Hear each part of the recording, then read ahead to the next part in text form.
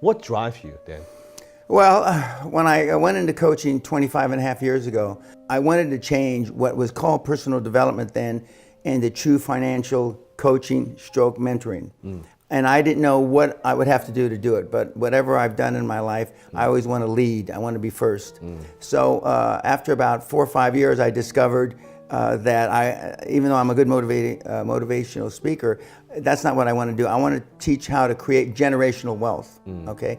Wealth that normally takes 20 to 25 years to create, which is the definition of a generation, in 3 to 7 years, as we were saying in the car on the way over here. 3 years if you do everything perfectly, which we know nobody does it perfectly. Yeah. 6 or 7 years for somebody that's good, and 8 to 10 years if you're a real doofus. And I realized the work that it would take, and that I sold all my portfolio, I sold all my assets. Sally and I have been in cash for a long, long time because I don't want there to be a conflict between me giving the kid advice and my own personal investment strategy. And so as we've continued to develop the templates, the processes, the systems, and the procedures, they're based on success. One success after another success. Last 4 or 5 years, we've produced teenage multimillionaires. Some of the teenage multimillionaires, as you can witness on YouTube, are flying around in their own goddamn jet planes now. We've produced the largest deal in recorded history, the $500 billion NEOM, which is the city of the 22nd or 23rd century, with a mentee, Klaus Kleinfeld. So we've got everything from millions, tens of millions, hundreds of millions, billions, tens of billions, and even hundreds of billions now. And we have all the systems how to do it. And 99.9% of all the kids that have benefited from QLA, I've never met. I wouldn't know them if they were standing in this room, because we decided almost 10 years ago to give all the product away free. Because I went, as you pointed out, I went from the most expensive product online to free. Because that takes away almost all the excuses of the kids that are just flapping their mouth. And now, 2/3 of my time is pro bono. I go around universities all over the world. In fact, I was... Which then you record those videos, also make it available on YouTube. They're also online.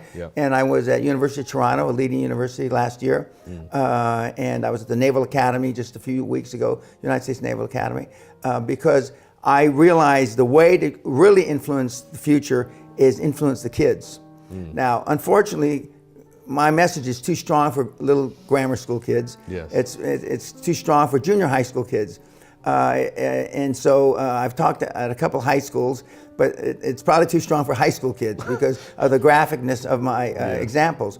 But university kids can get it if they really want. And when I look out in the audience and the university kids, and they say, we understand, but you know, it's so not politically correct. Because I believe political correctness is a manifestation of lack of self-esteem. The world has got less self-esteem than it ever has. In 2016 Gallup poll, the famous pollsters came out with a survey, 87.2% of everybody on the planet is unhappy where they are in life. 87, i.e. part of that 13 is coming to you, and a small portion of them is coming to me. Unfortunately, a great number of those 13% are going to charlatans that really have nothing good to sell, and that made their money online, are putting butts on seminar seats. And I think nowadays with the kids, there's no excuse. There's so much knowledge and information that's online, but I don't think they value. Sometimes I saw like people even.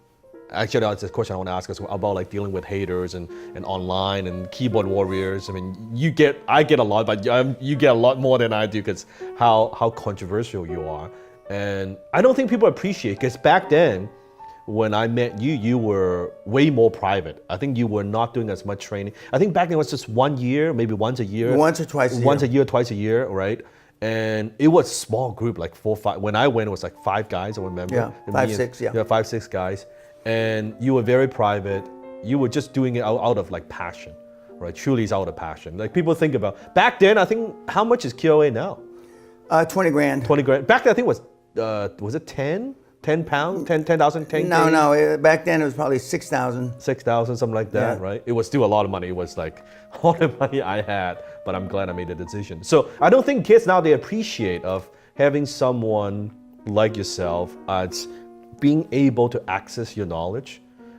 I remember, like, I think it was in the castle, that people can't tell the difference between chicken shit and chicken salad. Correct. They, They don't know the difference. They don't know because the they've difference. They've had an appetite of the chicken shit. One of the slides I start the seminar with now is from Jurassic Park, the movies, where they show a big 8 or 10 foot high shit where a dinosaur made, you know, like that. And the most of what's online is that big pile of shit. But I mean, it's like Hitler proved. If you say something that's wrong and a lie and evil enough times and loud enough, people will believe you. yeah. And most of the people, and you and I both know, a lot of the speakers, not all of them, but Most of them. a big portion of them are telling bullshit. The most epic event of this century, the Oscar for high ticket closers. Closers in Black, 2019. The $50 billion man, Dan Penny, the king of high ticket sales, Dan Lok. Get your ticket today.